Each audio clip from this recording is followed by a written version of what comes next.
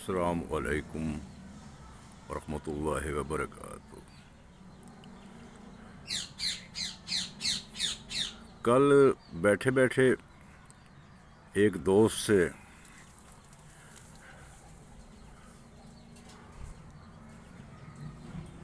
پرانے دور کے مسلمانوں کا ذکر چل نکلا۔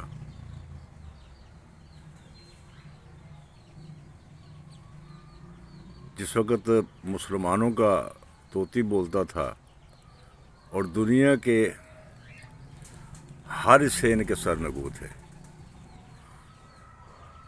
مسلمانوں کی فتوحات ادھر افریقہ کو چھو رہی تھیں اور ادھر اندلس کے مقام پر جا پہنچی تھی۔ اندلس کے اوپر مسلمانوں نے لگ بھگ، جیسے ماہرین یا مورخین کہتے ہیں، کہ 700 سال حکومت کی، اور وہاں کے بہت سے یورپین، بہت سے لوگ مشرب اسلام ہوئے۔ کیوں کہ جس دور کی میں بات کر رہا ہوں اس دور کے مسلمان اپنے قول کے دھنی ہوتے تھے اور کردار کے بہت مضبوط تھے، اور انہی چیزوں کو دیکھتے ہوئے متاثر ہو کر بہت سے لوگ یورپ کے لوگ مسلمان ہوئے۔ پھر ان کے درباروں میں بادشاہت جب آ گئی، خود کو ہی عقل کل سمجھنے لگے، خود کو ہی اس علاقے کا یا اس خطے کا بادشاہ سمجھنے لگے، تو پھر ان کے درباروں کے اندر خوش آمدی لوگ آ گئے، درباری لوگ آ گئے، اور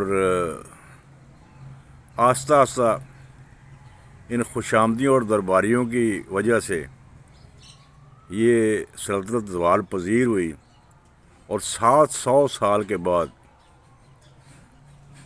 یہ حکومت ختم ہو گئی۔ جب مسلمان وہاں گئے تھے اس زمانے میں یورپ جہالت میں ڈوبا ہوا تھا، لیکن پھر انہوں نے مسلمانوں سے ہی وہ اخلاقیات اور ایک کردار اور انصاف، یہ چیزیں سیکھیں، اور انہوں نے بعد میں خود اپنے علاقوں میں، اپنے ملکوں میں یہ چیزیں رائج کیں، اور آج یورپ پوری دنیا پر حکومت کر رہا ہے۔ صرف ایک ہی چیز کو آپ چھوڑ دیں کہ وہ مسلمان نہیں ہیں، لیکن کردار کے لحاظ سے آپ دیکھیں کہ وہ مسلمانوں سے بہت آگے ہیں۔ آج ہم میں اگر کوئی فقدان ہے تو اسی کردار کا فقدان ہے، انصاف کا فقدان ہے، انسان کو انسان سمجھنے کا فقدان ہے۔ یہی حال ہر جگہ ہے۔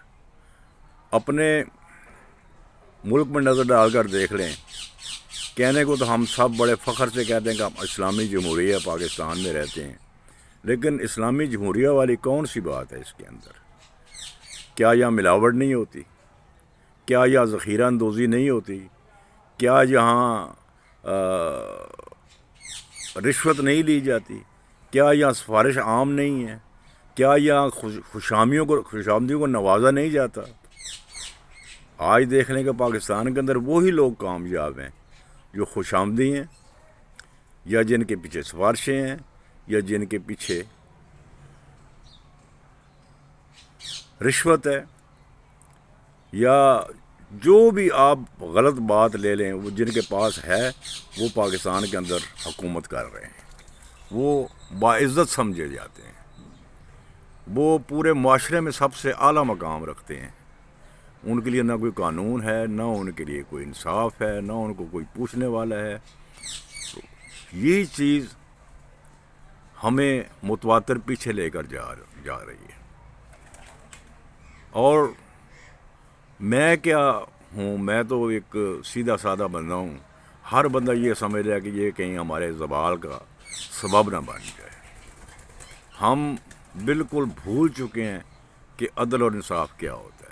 ہم بھول چکے ہیں کہ خدا خوفی کیا ہوتی ہے۔ یورپ کو دیکھ لیں، ان کے کسی ایک بندے کو آپ ہاتھ لگائیں پورا یورپ کھڑا ہو جائے گا. وہ یہ بھی نہیں دیکھے گا کہ میرا اس ملک سے اس بندے سے کوئی تعلق ہے یا نہیں ہے. لیکن ہم اپنے بندوں کو تحفظ دینے سے محروم ہیں. آج ہمارے اپنے بندے اس چیز سے محروم ہیں کہ ہم ان کو تحفظ دے دیں. یورپ تو چھوڑ دو, دوسروں کو ہم تحفظ دیتے ہی دیتے ہیں, کیونکہ ہم ان سے ڈرتے ہیں, ہم ان سے لے کر کھاتے ہیں. لیکن اپنے لوگ جنہوں پنجابی کہتے ہیں رول گئے جناب, وہ رولے ہوئے ہیں. یہاں پر کوئی چیز ہمیں بغیر یعنی حق سے ہمیں کوئی چیز نہیں ملتی. ہم ہر چیز سے محروم کر دیے گئے ہیں. ہمیں یہ دیکھنا ہوگا, ان چیزوں سے ہمیں سیکھنا ہوگا. اگر ہم نہیں سیکھیں گے تو جیسے کہا تھا نا کہ تمہاری داستان بھی نہ ہوگی داستانوں میں, یہی حالت ہماری بھی کچھ ہو جائے گی. کیونکہ یہ تھوڑے سے لالچ میں, تھوڑے سے فائدے کے لیے کچھ بھی کرنے کو تیار ہے.